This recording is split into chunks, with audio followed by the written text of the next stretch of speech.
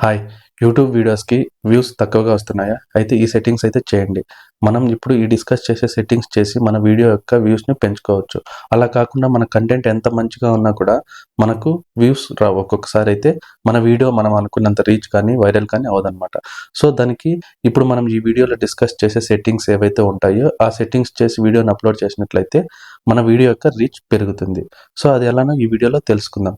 ఈ వీడియోని కంప్లీట్‌గా పూర్తిగా ఎండ్ వరకు అయితే చూడండి. అప్పుడే మీకు ఈ సెట్టింగ్స్ గురించి ఒక అవగాహన కానీ, ఐడియా గాని వస్తుంది. సో, అప్పుడే మీరు దీన్ని మీ వీడియోకి అప్లై చేసి మీ వీడియో యొక్క వ్యూస్‌ని పెంచుకోవచ్చు. సో, ఫ్రెండ్స్, మీరు ఫస్ట్ టైం మన వీడియోని చూస్తున్నట్లయితే లైక్ చేయండి, షేర్ చేయండి. అలానే మన ఛానల్‌ని సబ్స్క్రైబ్ చేసుకోండి.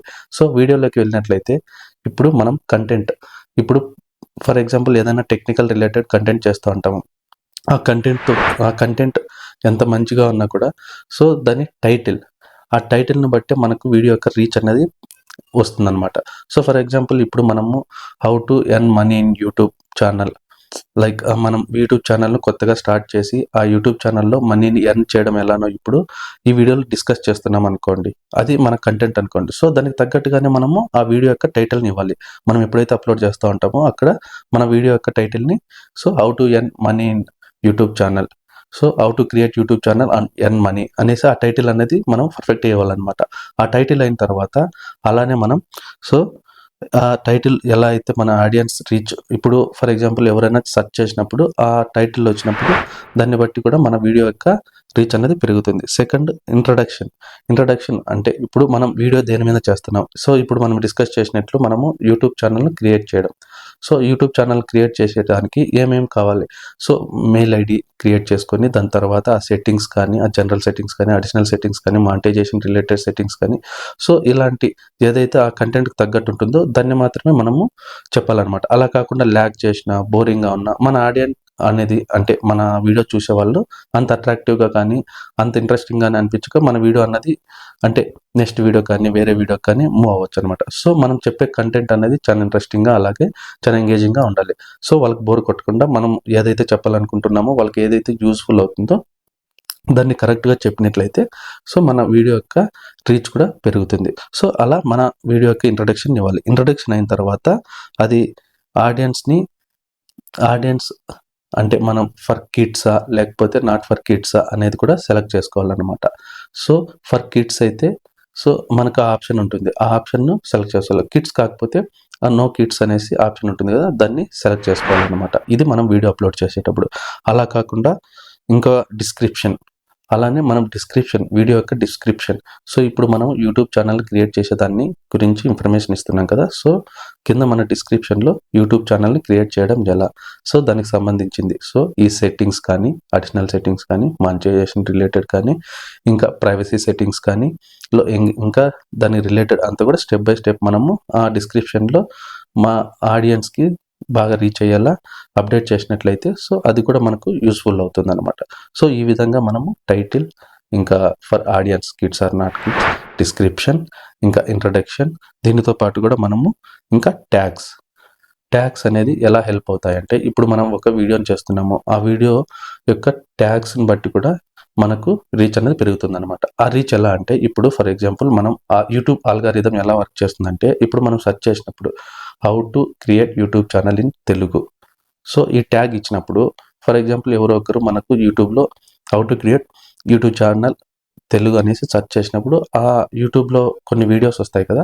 ఆ సెర్చ్ బార్‌లో అంటే ఆ సెర్చింగ్‌లో ఆ కింద వీడియోస్‌లో మన వీడియో అనేది కూడా రిఫ్లెక్ట్ అవుతుందనమాట. సో, అప్పుడు మన వీడియో కూడా ఆ ఆడియన్స్ చూసి మనకు వ్యూ పెరిగే ఛాన్స్ ఉంటుంది. సో, ఈ విధంగా మనకు ట్యాగ్స్ అనేది కూడా హెల్ప్ అవుతాయి. సో, ఆ ట్యాగ్స్ ఎలా ఇవ్వాలంటే మన కంటెంట్‌ని బట్టి ఇప్పుడు ఫర్ ఎగ్జాంపుల్ ఇక్కడ యూట్యూబ్ ఛానల్ క్రియేషన్ గురించి కానీ, లేదు ఏదైనా సెట్టింగ్స్ గురించి గానీ, సో, లేకపోతే ఏదన్నా వ్లాగ్స్ గురించి కానీ ఉన్నట్లయితే ఆ రిలేటెడ్ వీడియోకి సంబంధించిన ట్యాగ్స్ అనేది మనం ఇవ్వాలి.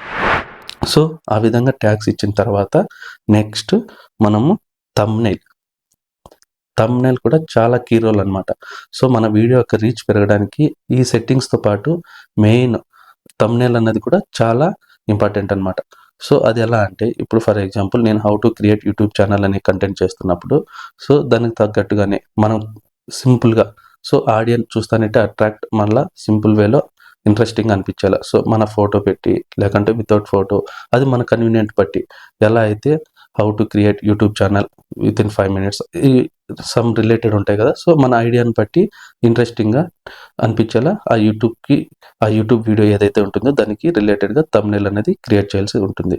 సో ఆ థంబ్నెయిల్ కూడా మన ఎవరైతే ఆడియన్స్ వీడియోస్ని సెర్చ్ చేస్తారో ఆ వీడియోస్ని సెర్చ్ చేసినప్పుడు మనకు స్టార్టింగ్లోనే కనపడే ఇమేజ్ కాబట్టి, సో అది ఎంత ఇంట్రెస్టింగ్గా ఉంటే మన వీడియోస్కి ఆడియన్స్ యొక్క ఎంగేజ్మెంట్ అంత బాగుంటుందన్నమాట. సో దాన్ని చూసి క్లిక్ చేసినప్పుడు మన వీడియో యొక్క ఇంట్రడక్షన్ సరిగ్గా ఉన్నట్లయితే మన వీడియో యొక్క ఫుల్గా ఇన్ఫర్మేషన్ అంతా కూడా చెక్ చేసి ఆ వీడియో యొక్క వ్యూ కానీ వాచ్ టైం అనేది కూడా ఇంప్రూవ్ అవుతుంది.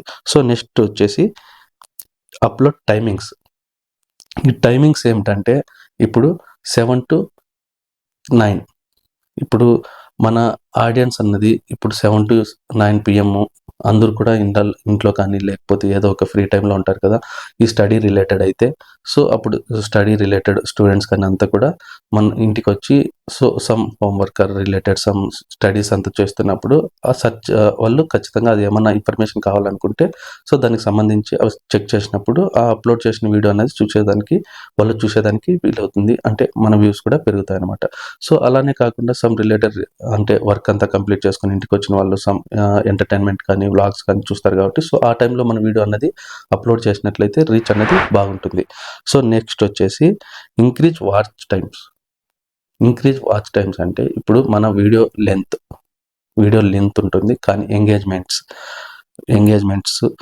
ఇంకా చెప్పాలంటే ఇంక్రీజ్ వాచ్ టైమ్స్ వచ్చి వితౌట్ బోరింగ్ పాయింట్స్ ఇంతవరకు మనం డిస్కస్ చేసినట్లు. సో మనం ఏదైతే కంటెంట్ చెప్పాలనుకుంటున్నామో ఆ కంటెంట్ని క్లియర్గా చెప్పేసి ఆ ఇన్ఫర్మేషన్ అన్నది ఆడియన్స్ ఆర్ వ్యూవర్స్ మన సబ్స్క్రైబర్స్ ఎవరికైతే యూస్ఫుల్గా ఉంటుందో ఆ యూస్ఫుల్గా అయ్యేట్టుగా మన వాచ్ టైం అనేది అంటే ఇప్పుడు 6 minutes or 10 minutes or 12 minutes మనం వీడియో చేస్తున్నాం.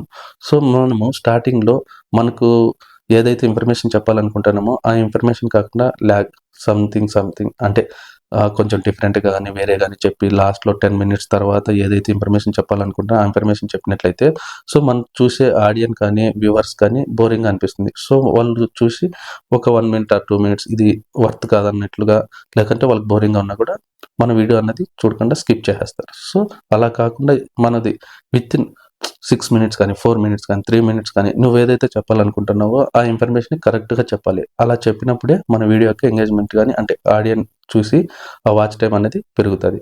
అంటే ఇప్పుడు 6 to 7 minutes ఉన్నదనుకో వీడియో ఆ 6 minutes కూడా చూస్తారనమాట. అలా కాకుండా నీవు 12 minutes చేసి 6 minutes ఇన్ఫర్మేషన్ ఉన్నా ఆ 6 minutes రిమైన్ వేస్ట్ కంటెంట్ కాబట్టి అంత ఇంట్రెస్ట్ ఉండదు.